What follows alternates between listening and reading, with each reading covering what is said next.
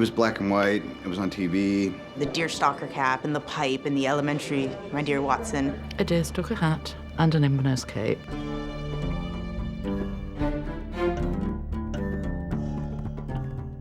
He became sort of the quintessential lofty toff. And what we've tried to do is take him back to what we believe to be his origin, which was essentially a more visceral character. I kept coming back to the same thing, and it was just these particular garments, and one is the black cord jacket, which what I loved about that was it had a flavour of the 1970s rock bands, and the tartan coat also I seem to have seen on some Rolling Stones album.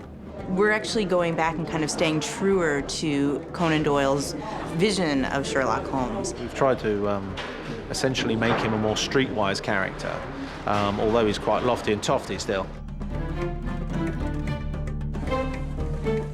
He's a guy that can manage to percolate all the different echelons of English society, which were tremendously complex. See his walking stick, a rare African snakewood hiding a blade. It's not an old-school adaptation of the books. I don't think there's a DeerStalker or a magnifying glass in sight. In recreating Sherlock Holmes, you see that he was a martial artist, that he was even stranger than could be imagined. He had this variety of interests. Plays violin, plays piano, is just very adept at so many things. It almost looks like a sort of Victorian Cambridge Don, you know? Old school, dishevelled, because his mind is so busy he hasn't got time to think about his appearance. To me, that makes much more sense. London's so bleak this time of year. Not that I'm pining for New Jersey. It's interesting in bringing a female character into a Sherlock Holmes story because Sherlock doesn't really have love interests per se, but there is one woman, and her name was Irene Adler. She really runs the gamut of clothing. It's like, you know, these massive bustles to these, you know, lovely tailored tweed suits. You know, they're always a little bit flamboyant, yet she somehow slips under the radar. Slightly awkward in one way because she's always in disguise and you shouldn't notice her, but that's an opportunity I couldn't quite miss, you know, was to give her really strong colour. And this woman she's totally different to the rest of London. The whole sense of that character and the incantation robes, they're a little bit heightened because they wore fairly plain sort of wizard's robe. I felt we could sort of fly a little bit. The writers have come up with a wonderfully sort of arcane, evil counterpoint to Sherlock.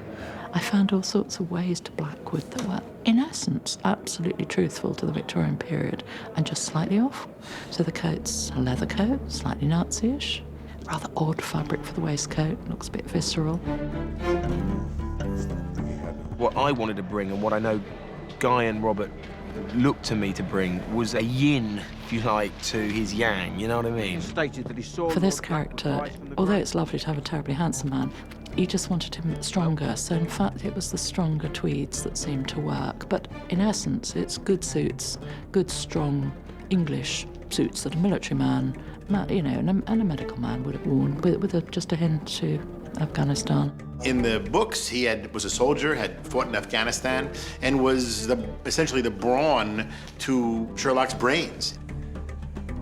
With that military background in mind, I really wanted him to be in the middle and in fact, sort of on the front line and sometimes tearing in ahead of Holmes, and therefore in allowing Robert to be the slightly more wayward, eccentric, dilettante, you know, which is Holmes.